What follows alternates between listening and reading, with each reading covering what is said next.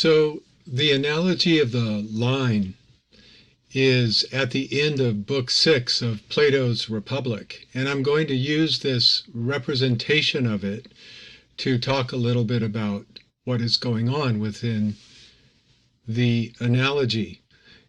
Incidentally, it's preceded in the text by the analogy of the sun, and following the analogy of the line is the allegory of the cave at the beginning of Book 7 of Plato's Republic.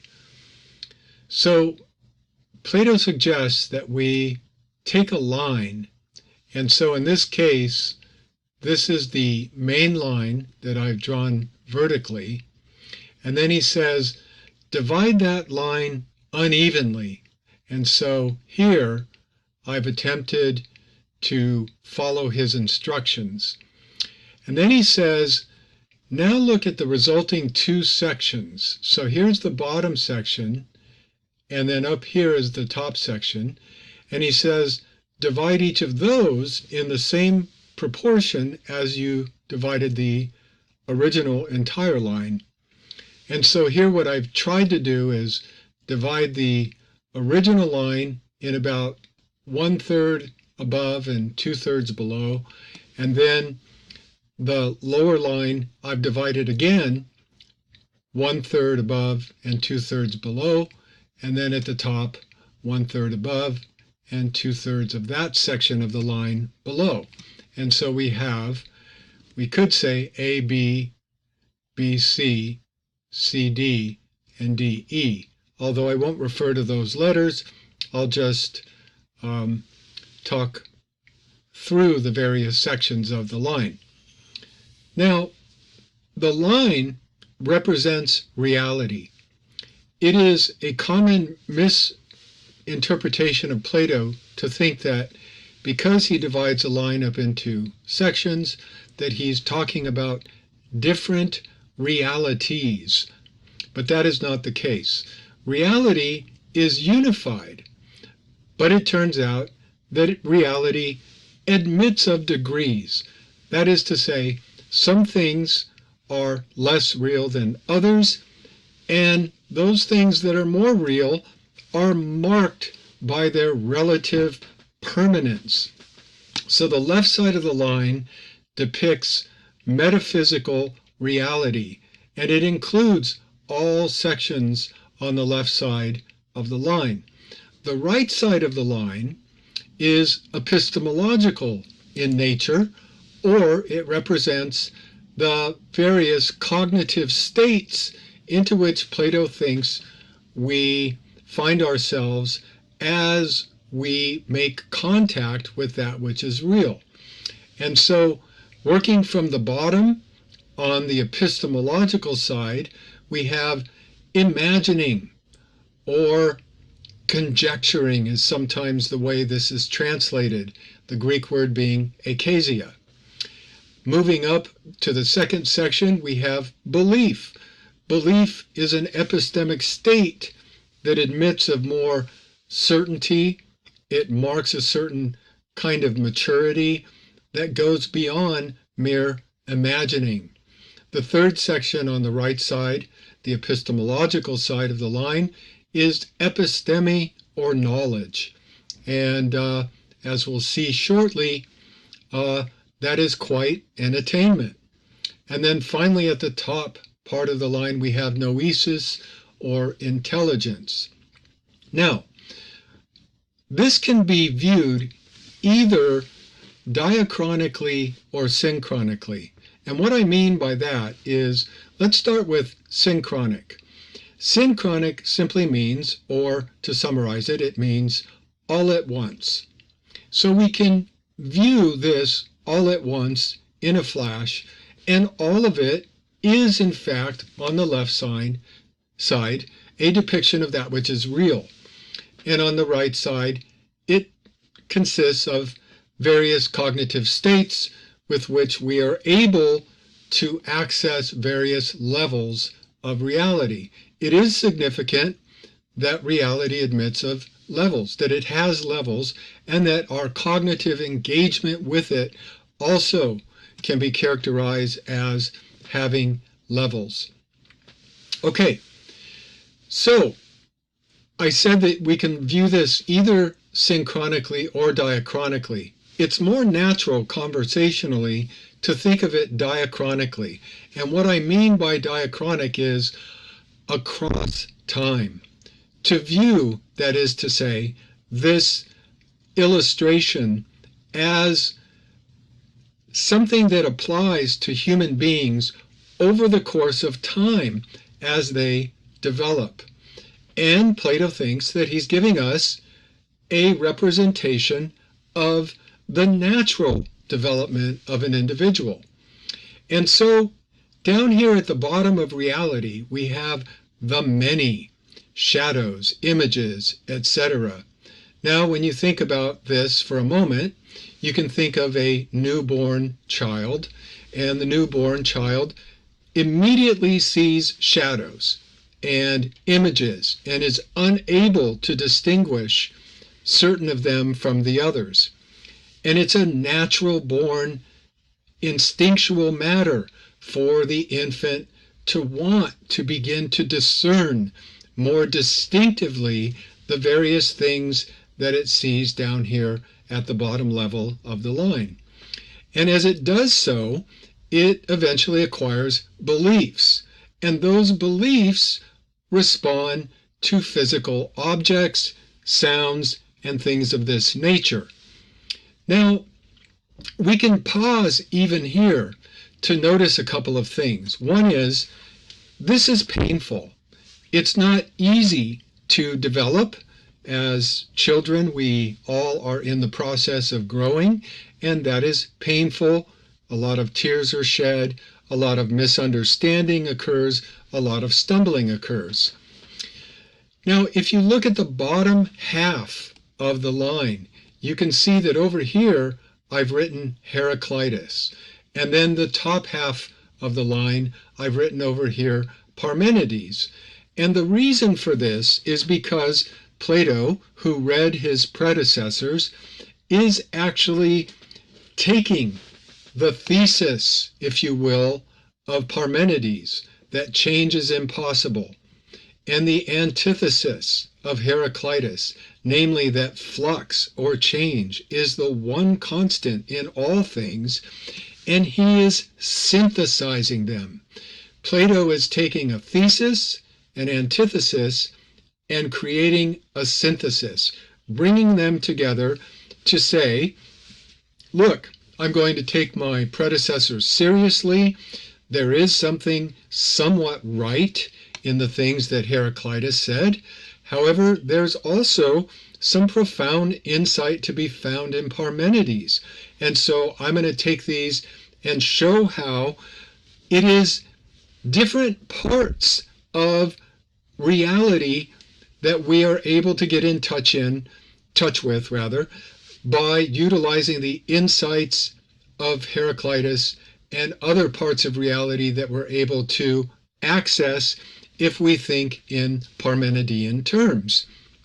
So the child eventually understands that shadows are just that. They are signs or indicators of some thing that is more permanent than a shadow, and those are the physical objects to which the shadows give rise.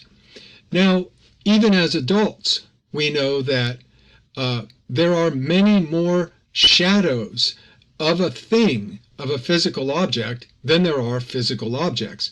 So you might think of this area down in the bottom left, the metaphysical bottom, shadows, images, etc., as containing a multitude of possibilities. Just think about your selfies, for example, or shadows that you have cast. There are literally thousands of those things that would not exist were it not for the reality of one thing, namely you. And so you have a kind, as a physical object, you have a kind of permanence, of unchangeability that is robust when compared with the shadows that you cast, the images of you that may appear repeatedly on anybody's computer. So there's a sense in which your relative permanence both accounts for the existence of all the selfies of you, all the shadows that you cast, and so it is your permanent. It is the fact that you are more permanent that makes you more real than your shadows, images, etc. Now, what happens between the second level of physical objects and the third level? Well, here's where it gets interesting. Most of us, Plato contends, are spending the majority of our existence down here in these lower two parts of reality. However, you notice that you are in an institution of what? Higher education. Higher education. You are now in a position to be abstracting from the particulars. These here are the particulars, and you want to abstract from those and understand their general significance. So the only way, or rather the best way I know to proceed here, is to say that, let's say that in high school, you got really interested in the physical body, and in particular, maybe you were interested in football injuries, and you wanted to understand the human brain. So not any particular human brain, but the human brain as such. And so you made plans to go to college and then to med school, and so you are now operating in the realm of the intelligible world rather than the sensible world. That is to say, you want to abstract from any particular brain, and you want to think about brain structure as such. It is as though in medical books, what you're being given is the blueprint, right? Something that is more stable than any particular brain. And furthermore, the blueprint of the human brain will still exist even when any particular person passes away. That does not cause the blueprint for the human brain to suddenly alter. It has a kind of permanence. We might think of these in the third level as templates, but not physical templates, but rather abstractions. So to take another kind of example, I drive a Volvo 740. It was first produced by the Swedish company in 1990. And the blueprint for that is contained in a Chilton manual that I have right above the desk from which I'm recording this. And the manual contains all the details, all the particulars that are required to assemble and maintain my 1990 Volvo 740. So there is a sense in which the year 2050 could roll around, and if somebody got hold of this template, they could reconstruct, newly fabricate this object that first made an appearance down here in the physical world back in 1990. And I selfishly wish that they would do so because I think they're wonderful cars and I'd like to see them be around again even after I'm not. And so this permanence, this template-like nature, because it's abstract and cannot be identified with any physical object, but rather is a kind of idea, Plato refers to these as the lower forms. And the lower forms down here are pretty much what we engage with when we come to understand principles of mathematics and of science. So when you think about it, what differentiates an actual doctor from a person who is not a medical doctor is that the medical doctor walks around with the lower forms of the human body of particular human beings in their mind. And so when they come to look at a particular human being, what they're really concerned with is what they can do to take a physical object and make it better approximate the form of, to continue with our example, the human brain, the unchanging, permanent template of what a human brain is like. And this is abstract, this is higher, and it is also difficult to get in touch with these lower forms. Now, I'm going to be even briefer with the higher forms. The higher forms are the kinds of forms that we might normally associate with axiology. So the higher forms demand even more maturity. On Plato's account, you have to pass through mathematics and scientific understanding before you are in a good position to contemplate the higher forms. Justice, wisdom, courage, self-control.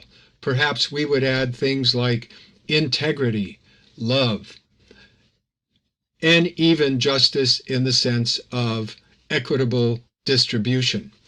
All of these are best contemplated only by those who have weathered the difficulties of these lower levels of the line.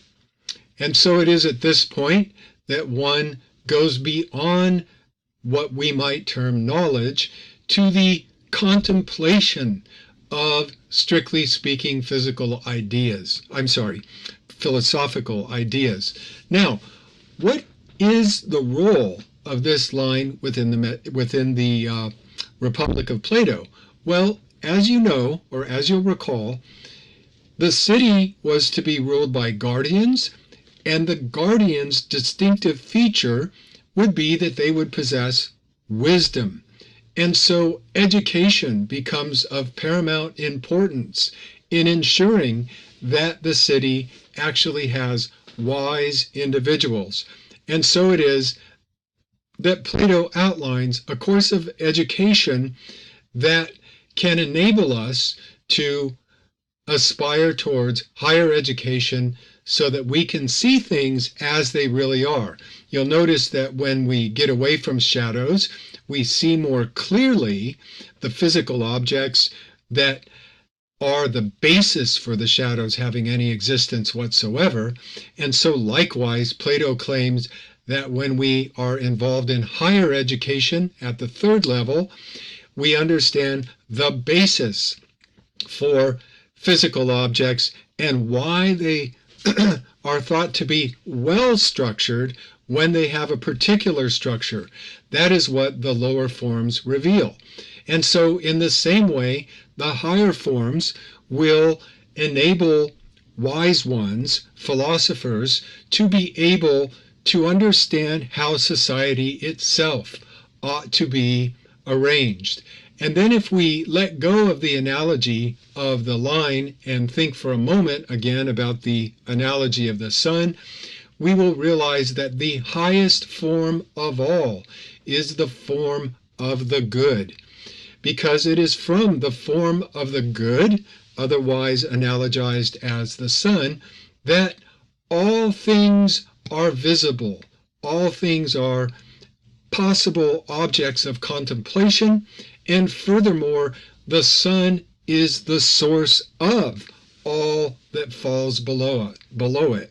So there is a note of profound optimism within Plato that education serves the goal of enabling its practitioners to actually behold that which is good and to communicate it down through institutions into society.